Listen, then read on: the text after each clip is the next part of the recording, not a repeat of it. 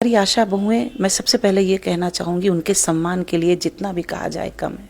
और वो इस कारण की एक कसौटी आई थी कोविड की, उस कसौटी पे हमारी आशा बहनें जो है वो खरे सोने जैसी दमकी हैं। उनकी सेवाएं माननीय मुख्यमंत्री जी ने सदन में बड़ी बेहतर तरीके से दिया है। जाकी रही भावना जैसी, प्रभु मूरत देखी तिल तैसी। लेकिन मैम अखिलेश यादव कह रहे हैं कि उत्तर प्रदेश सरकार है उसकी दिल्ली में बन नहीं रही है, एक दूसरे पर टीका टिप्पणी कर रहे हैं, वो मानने के लिए तैयार नहीं है। फिर मैं वही लाइनें रिपीट करूंगी। उनके दल के अंदर जो हो रहा है, जो वो अपने अंदर महसूस कर रहे हैं, वही वो दूसरे के अंदर देखने का काम कर रहे हैं। मैं आपके इस माध्यम से कह रही हूँ कि आंखें खोलें, थोड़ा देखें कि जो उत्तर प्रदेश की धरती पर घट रहा है, जो देश के अंदर घट रहा है और पूरी दुनिया के अंदर जो भारत का मान बढ़ रहा है, इसको खुली आंखों से देखें और सच को स्वीकार करें। हाँ, वीरांगना सम्मेलन हुआ था, ऐतिहासिक सम्मेलन था, पूरे देश से युवतियों को बुलाया गया था। सुषमा जी का परिचय देने का अवसर मुझे मिला था, वो बहुत गर्वित करने वाला और बहुत मुझे प्रेरणा मिली उनसे। उन्होंने बहुत अच्छे से मुझे बहुत सारे सुझाव दिए आगे के लिए काम का। हमेशा कहती थी कि महिला हो तो हड्डियां मजबूत रखो, दोहरी चौहरी भूमिकाओं का निर्वहन करना पड़ेगा। सहजता का राज क्या है? बोलते हैं नीलिमा बहुत साइलेंट रहती हैं, बहुत सहज तरीके से लोग इनसे मिल लेते हैं, बेबाकी से अपनी बातें रख लेती। मैम इसका आखिर राज है क्या? इसका राज मैं ऐसे समझूंगी कि माँ को दूंगी श्रेय। उनको देखा तो मैं जितना सीख रही हूँ उससे बहुत सारा अनुभव मुझे उनको देखते देखते भी सीखने को मिला है। नमस्कार, आप देख रहे हैं 24 अड्डा। आज हमारे साथ बात करने में मौजूद है नीलिमा कटियार जी, जो कानपुर की कल्याणपुर विधानसभा सीट से भाजपा की विधायक हैं। इनसे बातचीत करेंगे। मैम सबसे पहले बहुत बहुत स्वागत है आपका 24 अड्डा पर। धन्यवाद जी शुभम। मैम आपसे मेरा एक पहला सवाल रहेगा कि महिला दिवस आ रहा है, महिलाओं के लिए क्या कहेंगी मैम? महिलाओं के लिए बहुत अच्छा समय चल रहा है और महिलाओं के लिए सारी वर्जनाएं टूट रही हैं। और जो इस समय व्यवस्थाएं हैं देश और प्रदेश के अंदर, तो सामाजिक ताना बाना हमें बहुत समय तक पीछे किए रहा, लेकिन आज हम गर्व से कह सकते हैं कि जो सरकारी व्यवस्थाएं हैं और योजनाओं का जो स्वरूप बन करके आया है, व्यवस्थाओं की जो वरीयताएं बन करके आई हैं, उसमें महिलाओं के लिए हर सीमा को, माने हर विभाग के अंदर, भर्तियों के अंदर और किसी भी क्षेत्र के अंदर, पहले कहा जाता था डॉक्टर बन जाइए, टीचर बन जाइए और बस, लेकिन आज हमारा जो सबसे बेहतर फाइटर प्लेन है वो महिला। हमारी बॉर्डर सिक्योरिटी फोर्स में महिलाएं डटी हुई हैं। कोई भी ऐसा क्षेत्र नहीं कहा जा सकता कि जी यहाँ बेटी नहीं होगी, ऐसा अब नहीं है। तो एक उन्मुक्त आकाश है, अपनी क्षमताओं के विस्तार का समय है और उनको पंख देने का समय है। मैम विधानसभा सत्र चल रहा है, तो कल्याणपुर का जो नेतृत्व आप कर रही हैं, तो विधानसभा में ऐसे कौन से मुद्दे हैं जो कल्याणपुर की विधानसभा के लिए आप विधानसभा में उठा रही हैं? देखिए, हमारी विधानसभा का जो सबसे प्रमुख मुद्दा है वो सीवर लाइन का मुद्दा है।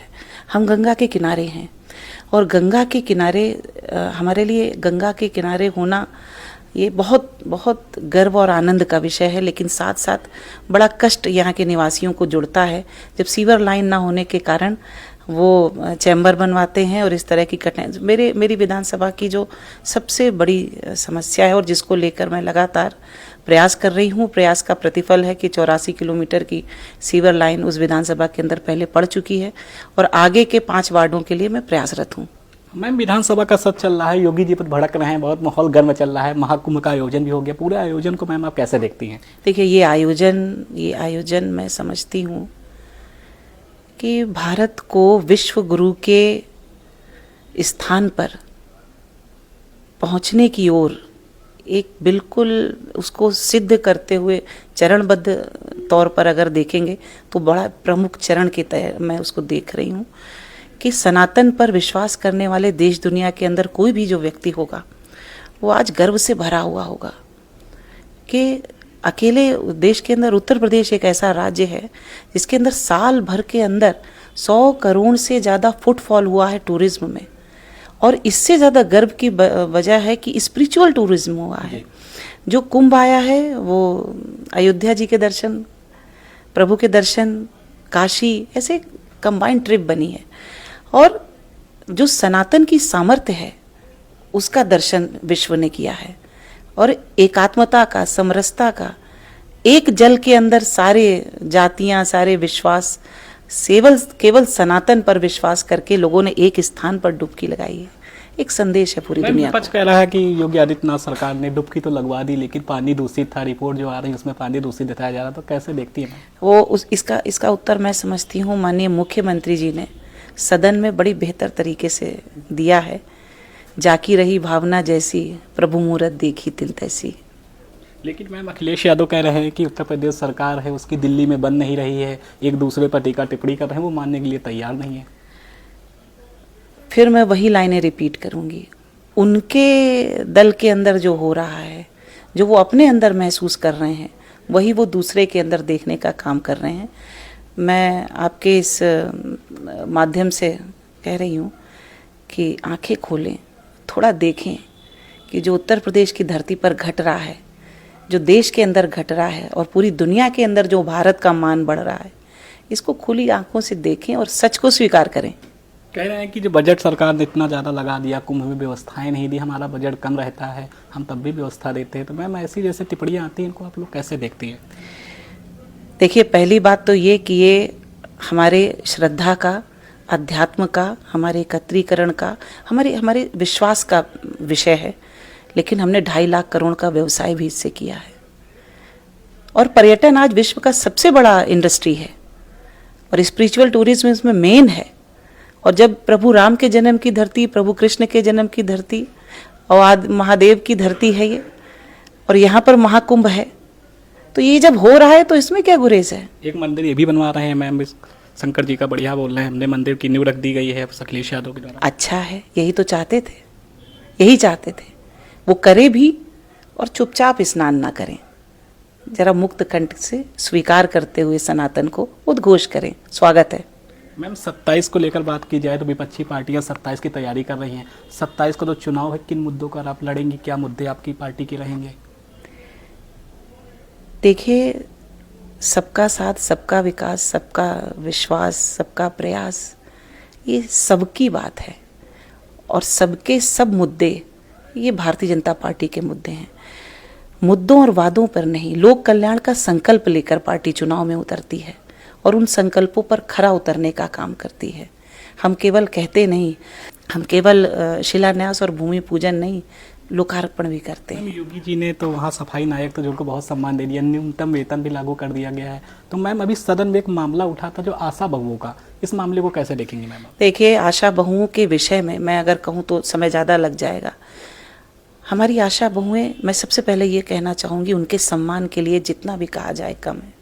और वो इस कारण की एक कसौटी आई थी कोविड की, उस कसौटी पे हमारी आशा बहनें जो है वो खरे सोने जैसी दमकी हैं उनकी सेवाएं।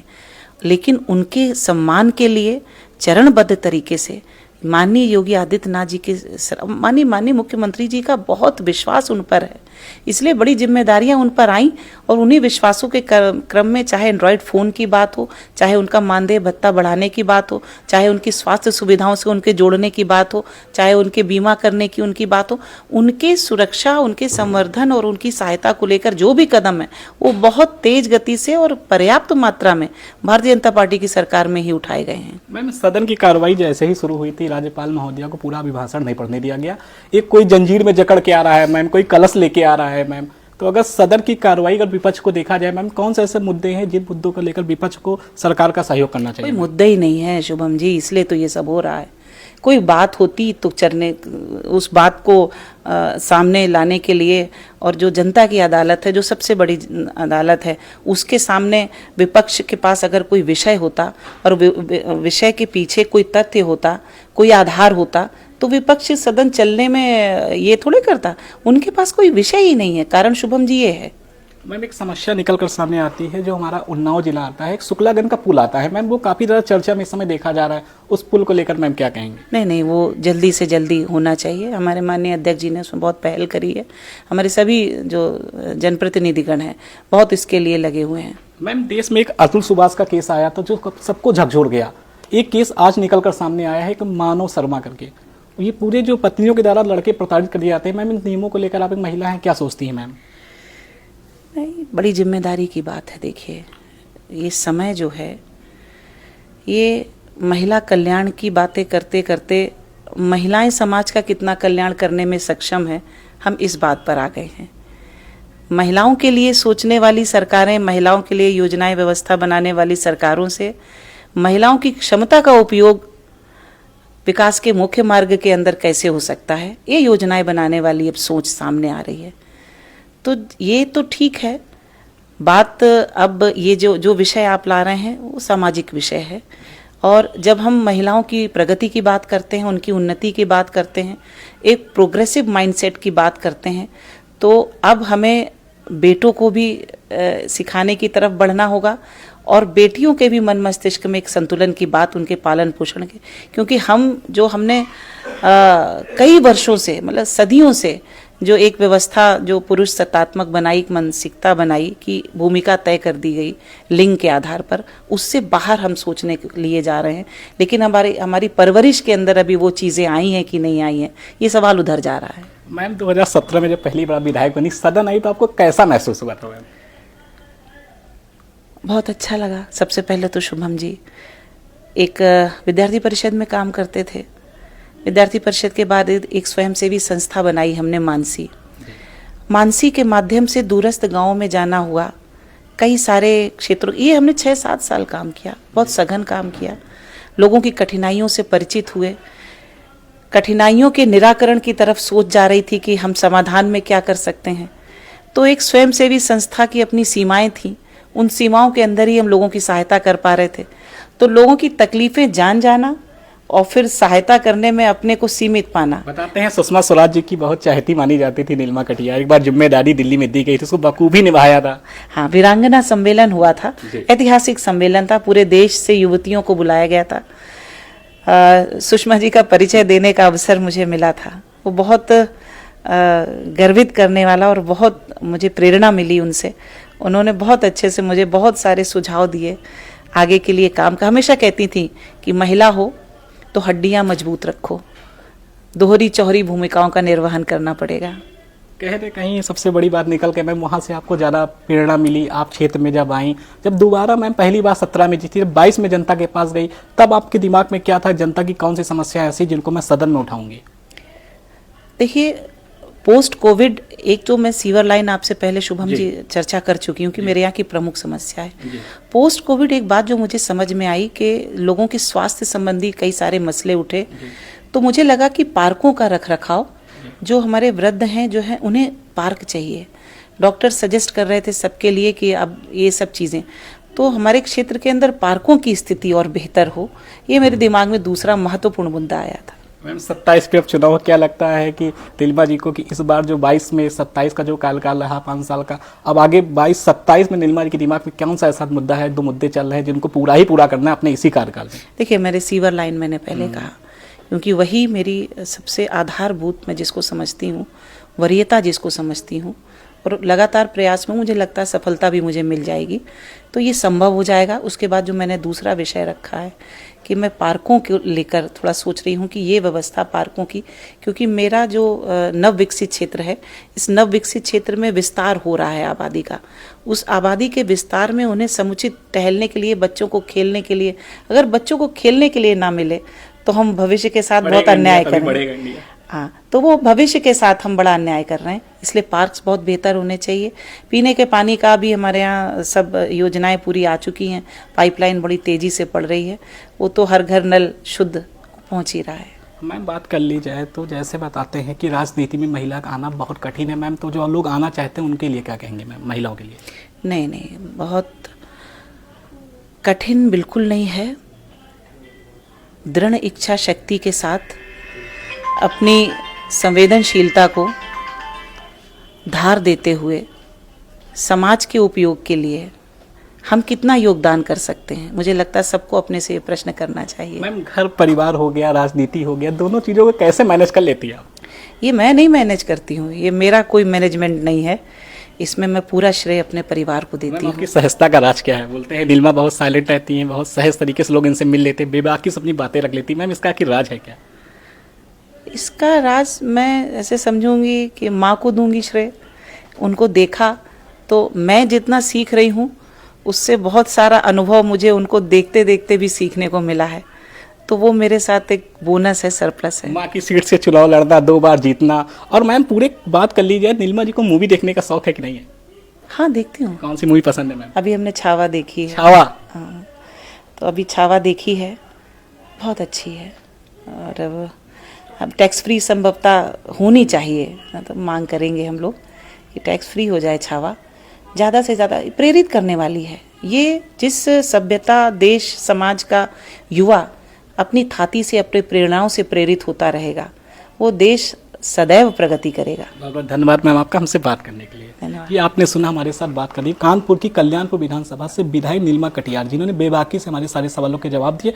बहुत ऐसे मुद्दे रहते हैं जिन मुद्दों पर लोग कोई बात करने से कतराते हैं, कि नीलिमा जी ने बेबाकी से बात किया।